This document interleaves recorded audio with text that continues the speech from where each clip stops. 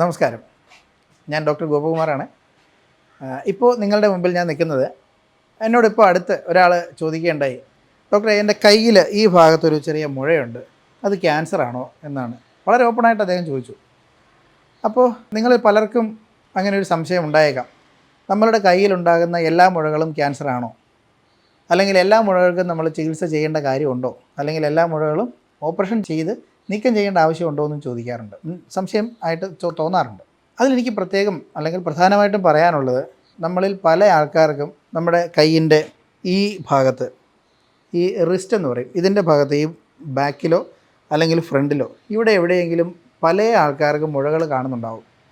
അതിൻ്റെ പ്രത്യേകത, നമ്മൾ കൈ ഇങ്ങനെ മടക്കി വെക്കുന്ന സമയത്ത് ഇതങ്ങ് പൊങ്ങി വരും, അല്ലാതെ കൈ നേരെ വെക്കുന്ന സമയത്ത് ഇതങ്ങ് താന്നു പോവുകയും ചെയ്യും. അതുപോലെ തന്നെ ആയിരിക്കും ഇവിടെയും ഉണ്ടാവുക.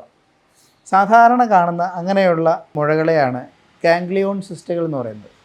ഗാംഗ്ലിയോൺ സിസ്റ്റ് എന്ന് പറഞ്ഞാൽ വലിയ പേരാണെങ്കിലും വലിയ സംഭവമൊന്നുമല്ല. നമ്മളുടെ കയ്യിലെ ഓരോ വിരലിലേക്കുമുള്ള മസിലുകൾ, ഞാൻ ഈ കൈ അനക്കുമ്പോൾ മസിലുകൾ ചലിക്കുന്നത് കൊണ്ടാണ് എനിക്ക് കൈ അനക്കാൻ സാധിക്കുന്നത്. ഈ ഓരോ വിരലിൻ്റെയും ചലനം സാധ്യമാക്കുന്ന മസിലുകളുടെ കവറിങ്ങിൽ ഉണ്ടാകുന്ന നീർക്കെട്ടിനെയാണ് ഈ ഗാംഗ്ലിയോൺ സിസ്റ്റ് എന്ന് പറയുന്നത്.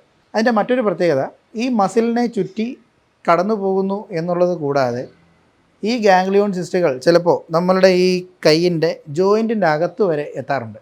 എന്ന് പറഞ്ഞാൽ, നമ്മൾ ഈ കാണുന്ന ഈ മുഴയുടെ തുടക്കം ഇവിടെയാണെങ്കിലും ഇതിൻ്റെ എൻഡ് എന്ന് പറയുന്നത് ഏതെങ്കിലും ജോയിൻറ്റിലോ അല്ലെങ്കിൽ ജോയിൻറ്റിലുള്ള എല്ലുകളിലോ ആയിരിക്കും. അതാണ് അതിൻ്റെ ഏറ്റവും വലിയ പ്രശ്നം.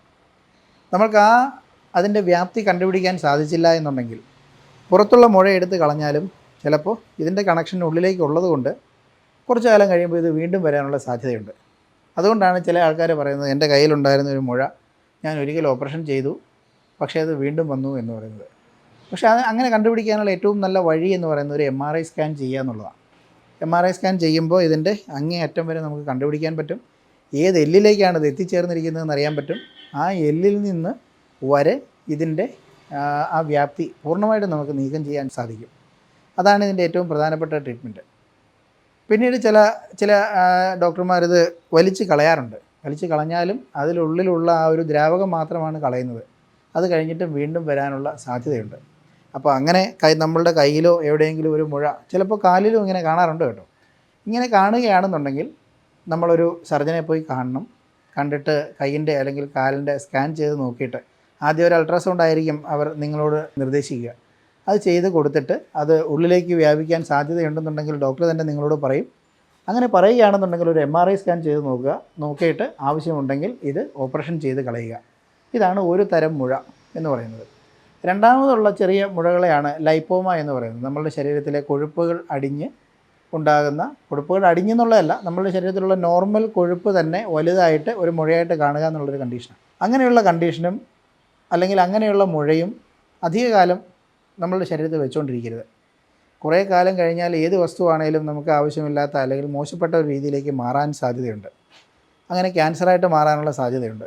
അതുകൊണ്ടാണ് ഈ ലൈപ്പോമ എന്ന് പറയുന്ന, അല്ലെങ്കിൽ കൊഴുപ്പ് വലുതായി ഉണ്ടാകുന്ന മുഴ വെച്ചുകൊണ്ടിരിക്കരുത് എന്ന് പറയുന്നത്. അങ്ങനെ കണ്ടു കഴിഞ്ഞാൽ, ഒരു ഓപ്പറേഷൻ ചെയ്ത് മാറ്റാൻ പാകത്തിനുള്ള വലിപ്പമായി കഴിഞ്ഞാൽ ഒരു ഡോക്ടറെ പോയി കണ്ട് അതും ഒന്ന് സ്കാൻ ചെയ്ത് നോക്കി, അല്ലെങ്കിൽ ചിലപ്പോൾ അതിൽ നിന്നും കുത്തിയെടുത്ത് പരിശോധിച്ച ശേഷം ഓപ്പറേഷൻ ചെയ്ത് നീക്കാവുന്നതാണ്.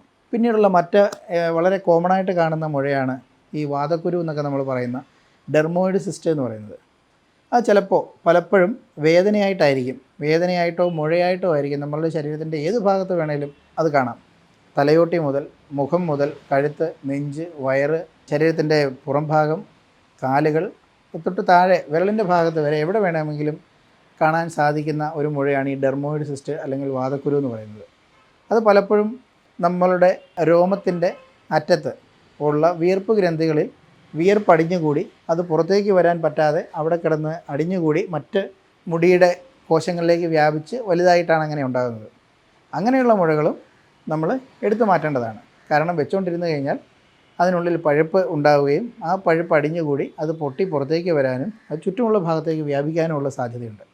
അപ്പോൾ അതുകൊണ്ട് ഇങ്ങനെയുള്ള മുഴകൾ വെച്ചുകൊണ്ടിരിക്കാതെ ഒരു ഡോക്ടറെ കണ്ട് ആവശ്യമെങ്കിൽ എടുത്തു മാറ്റി അതിൻ്റെ ചികിത്സ കൃത്യമായി ചെയ്യുന്നതാണ് ഉചിതം. തൽക്കാലം ഇത്രയും കാര്യങ്ങൾ മനസ്സിലായല്ലോ. നന്ദി.